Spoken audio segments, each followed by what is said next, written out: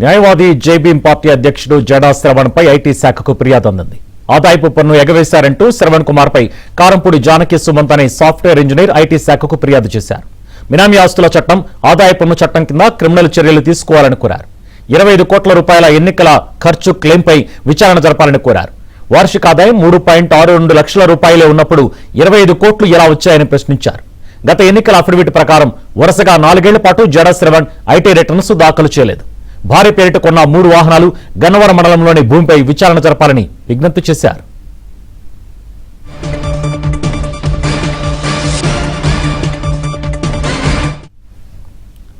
జడా శ్రవణ్ కుమార్ పై IT శాఖకు ఫిర్యాదు అందింది. దేవస్థానం సంబంధించిన డీటెయిల్స్ మా ఢిల్లీ బ్యూరో చీఫ్ కృష్ణ అందిస్తారు. కృష్ణ, శ్రవణ్ కుమార్ ఇటీవల జరిగినటువంటి ఎన్నికల్లో తానే స్వయంగా 25 కోట్లు ఖర్చు చేసినట్లుగా ఒక వీడియోలో బహిరంగంగా ప్రకటించారు. కానీ ఆయన ఐటీ రిటర్న్స్ ప్రకారం వార్షిక ఆదాయం కేవలం 3,62,470 రూపాయలు మాత్రమే ఉంది.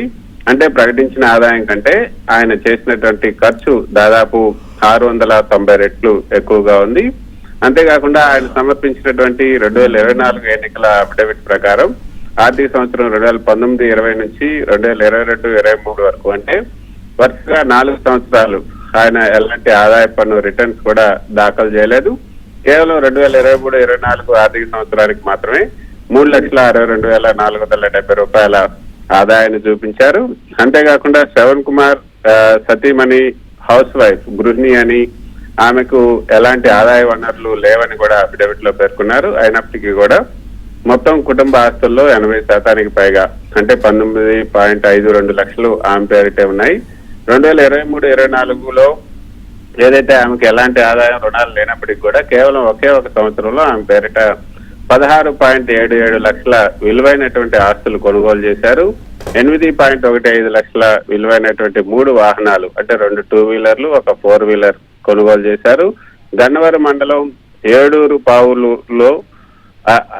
పావులూరు అనే గ్రామంలో 8.62 లక్షల విలువైన స్థలం కొన్నారు. అయితే దీని కొనుగోలు ధరను జీరోగా చూపించారు. అంతేకాకుండా ఆయన రాజకీయ పార్టీ నిధులకు కూడా లంకెపెట్టారు. ఆయన తన వ్యక్తిగత డిపాజిట్ల వివరాలలో జై భీమ్ యాక్సెస్ జస్టిస్, అదేవిధంగా ముందడుగు ప్రజా పార్టీకి సంబంధించినటువంటి బ్యాంక్ ఖాతాలను చూపించారు. ఇది రాజకీయ పార్టీ నిధులను, తన వ్యక్తిగత నిధులను కలగాపులగం చేయటమని కూడా ఫిర్యాదుదారు ఐటీ శాఖకు ఇచ్చినటువంటి ఫిర్యాదులో ఫిర్యాదుదారు జానకి సుమంత పేర్కొన్నారు. 2019 నుంచి 2024 మధ్య కాలంలో ఆయన ఐటీ రిటర్న్స్ దాఖలు చేయనటువంటి కాలంలోనే వారి కుటుంబ నికర ఆస్తుల విలువ దాదాపు 9,80,000 వరకు కూడా పెరిగింది. మొత్తం ఆస్తులు కూడా ఆయన ఇచ్చినటువంటి చట్ట ఏదైతే అఫిడవిట్ లో ఇచ్చినటువంటి వివరాలను కూడా ఈ ఫిర్యాదుదారుడు ఆదాయ పన్ను శాఖకు ఇవ్వడం జరిగింది. ఈ యొక్క పిటిషన్ లో ఫిర్యాదుదారుడు ఇచ్చినటువంటి పిటిషన్ లో ఆదాయ పన్ను చట్టం 1961లోని వివిధ సెక్షన్ల కింద విచారణ జరపాలని కూడా డిమాండ్ చేశారు. 25 కోట్ల ఎన్నికల ఖర్చు పైన పూర్తి విచారణ జరిపి సరైన వివరణ లేకపోతే దానికి పన్ను విధించాలి, సెక్షన్ 69C కింద. అదేవిధంగా బినామీ ఆస్తుల చట్టం PBPT యాక్ట్ 1988 ప్రకారంగా ఆదాయం లేనటువంటి భార్య పేరిట కొన్న వాహనాలు, స్థలాలపైన బినామీ చట్టం కింద దర్యాప్తు చేయాలి.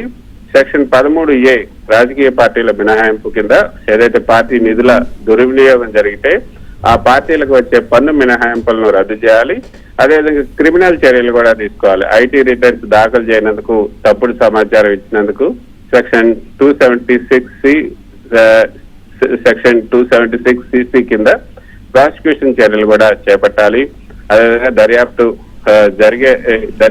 త్వరితగతిన జరగాలని చెప్తూ ఈ పిటిషన్ తో పాటు శ్రవణ్ కుమార్ మాట్లాడినటువంటి వీడియో ఉన్నటువంటి పెన్ డ్రైవ్, అఫిడవిట్ కాపీలు, అదేవిధంగా వార్తల్లో వచ్చినటువంటి పత్రికల్లో వచ్చినటువంటి వార్తలను కూడా ఈ యొక్క పిటిషన్ తో పాటు ఐటీ శాఖకు ఫిర్యాదు చేయడం జరిగింది. Thank you Krishna.